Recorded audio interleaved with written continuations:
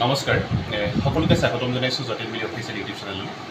আজি অন্য এটি ভিডিঅ'লৈ আহিছোঁ আপোনালোকৰ মাজলৈ। আজি আপোনালোকক কম অখ্যাতৰ পৰা প্ৰখ্যাত হোৱাৰ কাহিনী। এগৰাকী সাধাৰণ যুৱক কেনেকৈ প্ৰতিষ্ঠিতি ব্যৱসায় হ'ল সেই বিষয়ে আপোনালোকক মই ক'বলৈ আগবাঢ়িছোঁ। আজি আছে দেওগড়ৰ এগৰাকী অখ্যাত ব্যক্তি প্ৰখ্যাত হোৱাৰ কাহিনী। যেন দলে ডাঙৰীয়া আছে, মই আপোনাক স্বাগতম জনাইছোঁ আমাৰ চেনেললৈ, আৰু আপোনাৰ সহধৰ্মিনীকো মই স্বাগতম জনাইছোঁ।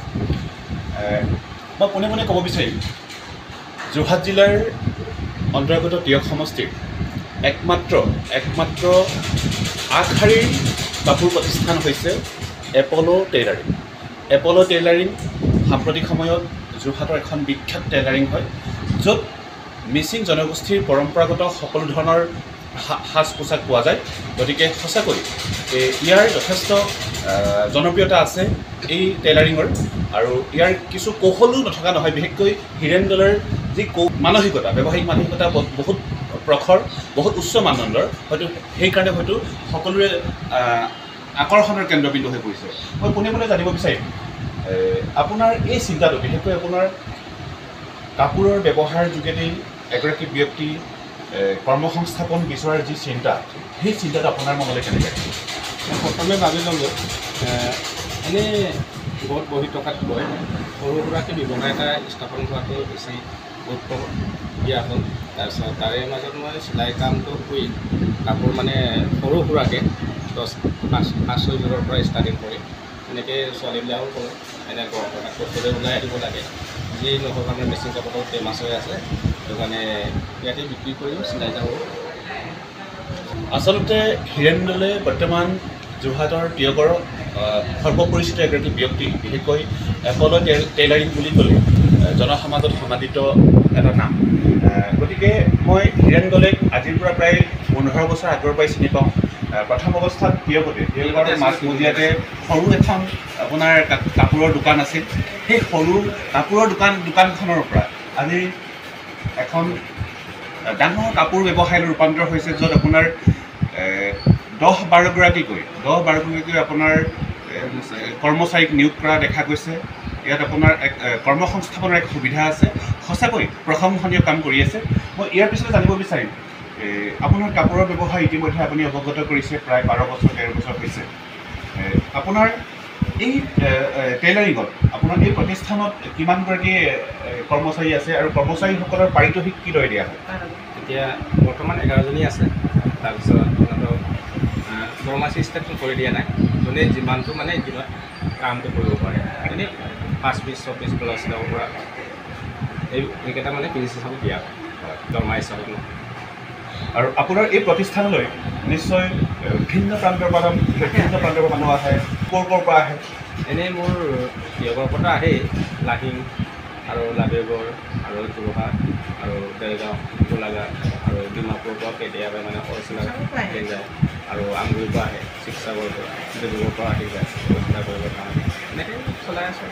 আৰু আপোনাৰ যিবোৰ মিচিঙৰ পৰম্পৰাগত সাজবোৰ, বিশেষকৈ আপোনাৰ পোচাকবোৰ ক'ৰ পৰা আহে? আপোনাৰ চাপ্লাইটো ক'ৰ পৰা আহে? সেইটো চাপ্লাইটো কিছুমান জনাৰ পৰা আহে, তাৰপিছত কেতিয়াবা নিজে যাওঁ, তাৰপিছত ঢকুৱাখানা, ধেমাজি, মাজুলী, লাইনৰ পৰা বেছি আহে। আমি শুনামতে আপুনি প্ৰত্যেক বছৰে আলি আই লৃগাঙৰ প্ৰাক মুহূৰ্তত, সৰস্বতী সবাহৰ প্ৰাক মুহূৰ্তত আপুনি ডিছকাউণ্টত কাপোৰবোৰ দিয়া। কোন মুহূৰ্তত আপুনি আপোনাৰ কাপোৰৰ ডিছকাউণ্টৰ ব্যৱস্থা থাকে? মোৰ আলি আই লৃগাঙত প্ৰায় থাকে, তাৰপিছত সৰস্বতী পূজাত থাকে, তাৰপিছত বিশ্বকৰ্মাটো থাকে, আৰু পূজাটো থাকে। মিচিং কাপোৰ বুলিয়ে নহয়, আৰু এনেই শুৱালকুছি কাপোৰ থাকে, এইবিলাকো ডিছকাউণ্ট দিয়া হয়। দুৰ্গা পূজাত প্ৰায় বেছি দিয়া হয়। দুৰ্গা পূজাই হওক, সৰস্বতী সবাহেই হওক, আলি আই লৃগাঙেই হওক, তেনেধৰণৰ উৎসৱবোৰত আচলতে ইয়াত কম টকাত ৰেহাই মূল্যত আপোনাৰ কাপোৰ দিয়া হয়। গতিকে যিসকল প্ৰিয় বন্ধুবৰ্গে চাই আছে, আপোনালোকে টিয়কৰ মাজমজিয়াস্থ এপ'ল' টেইলাৰিঙলৈ আহক, আৰু আপোনালোকে ৰেহাই মূল্যত কাপোৰ ক্ৰয় কৰক। বিশেষকৈ আলি আই লৃগাং বুলি ক'লে আমাৰ পোচাকৰ মান, উচ্চমুখৰ মান আমাৰ হৈছে বাপতিসাহোন। আৰু আলি আই লৃগাঙৰ পূৰ্বে আপোনালোকৰ হয়তো ইয়াত যথেষ্ট ভিৰ হয় আৰু ব্যস্ত থাকিব লগা হয়। মই এইবাৰ আপোনাৰ সহধৰ্মিনীৰ কাষলৈ আহিছোঁ।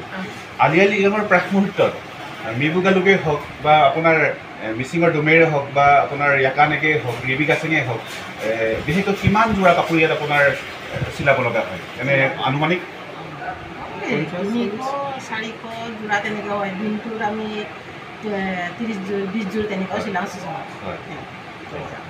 প্ৰিয় বন্ধুবৰ্গৰ কাষত যিখন শুনিছে নিশ্চয় গম পাইছে আলিয়া লিগাঙৰ প্ৰাক মুহূৰ্তৰ প্ৰায় 300 যোৰা আপোনাৰ মৃদুগালক ইয়াত আপোনাৰ চিলোৱা হয় যথেষ্ট কষ্টৰ কাম হিৰেণ দলে আৰু দীপালী দলেৰ মুখৰ হাঁহি বিঙা দেখি যথেষ্ট ভাল লাগিছে কাৰণ এক কষ্টৰ ফচল যদিও হিৰেণ দলে যদিও জন্মস্থান যদিও ঢকুৱাখানা কিন্তু কৰ্মসূত্ৰে টিয়কত থাকে আজি ঢকুৱাখানাৰ এই সাধাৰণ যুৱকজন টিয়কৰ এগৰাকী পৰিচিত ব্যক্তি হৈছে এগৰাকী প্ৰতিষ্ঠিত ব্যৱসায়ীলৈ ৰূপান্তৰ হৈছে গতিকে ইয়াৰ পিছতেই মই শেষত আৰু এটা প্ৰশ্ন জানিব বিচাৰিম আপুনি মিচিং ৰেগামক কি ক'ব যিসকল এতিয়া আমাৰ মিচিং যিহেতু আমাৰ ইয়ামে মেম্বাৰ বা মিচিং ৰেগামক চাই আছে আমি ইতিমধ্যে অসমীয়াত কিছু কথা পাতিলোঁ এটাৰ কাৰণে আমাৰ কাৰণ মিচিঙৰ পৰম্পৰাগত সাজবোৰ মিচিংসকলে পিন্ধে মিচিংসকলে জানেই কিন্তু যিসকল আমাৰ অনা মিচিংসকলেও আমাৰ জনোৱাৰ আমি অৱকাশ কৰিছোঁ বা চিন্তা কৰিছোঁ সেইকাৰণে হয়তো কিছু কথা অসমীয়াত পাতিছোঁ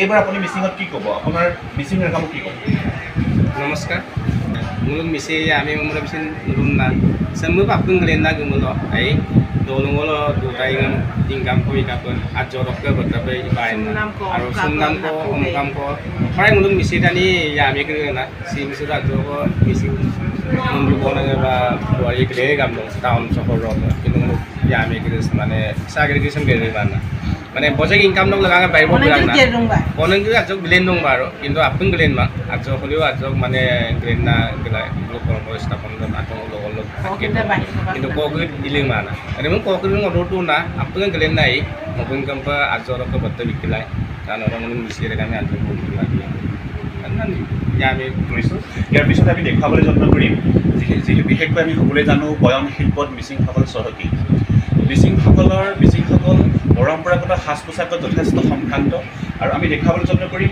মিচিঙৰ কৰ্মপটু জীয়ৰীসকলৰ আপোনাৰ কৰ্মপটুতা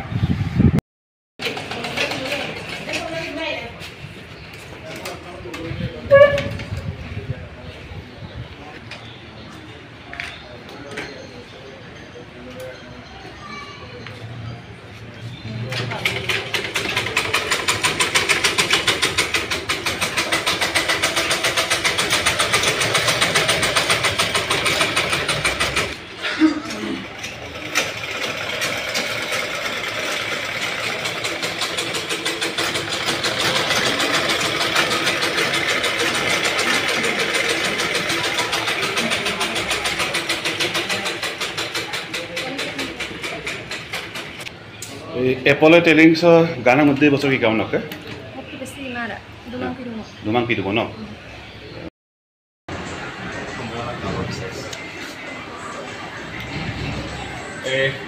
বন্ধু হিৰেণ দলে দুই আচিঙাং অনামছে মভিন দুই আচালিকটো মই মাইপ নকছে আগেছে ভৱিষ্যতলৈ পূৰ্বদাৰ্পণ দ্ৰুত আইকমৰ মাইপদাক আৰু আগেৰ চকী ন বহুজনৰ আদৰ্শ হৈ ন থাকিব লাগে হা গতিকে যিসকল বন্ধুবৰ্গ চাই আছে আমাৰ হিৰেণ দলে হেজাৰজন যুৱকৰ উঠি অহা প্ৰজন্মৰ আদৰ্শ হওক সাহস লাগিব ধৈৰ্য লাগিব গতিকে ধৈৰ্য সাহস ত্যাগ পৰিশ্ৰমৰ বলত আজি মোৰ বন্ধুবৰ হিৰেণ দলে এগৰাকী প্ৰতিষ্ঠিত ব্যৱসায়ীৰে যি ধৰণে আপোনাৰ ৰূপান্তৰ হৈছে বা প্ৰতিষ্ঠিত ব্যৱসায়ী হ'ব পাৰিছে তাৰ বাবে মই বহুত ধন্যবাদ জ্ঞাপন কৰিছোঁ আৰু ভগৱানৰ ওচৰত প্ৰাৰ্থনা জনাইছোঁ যাতে ভৱিষ্যতে আৰু যাতে আগবাঢ়ি যায় আমি তাৰ কামনা কৰিছোঁ থেংক ইউ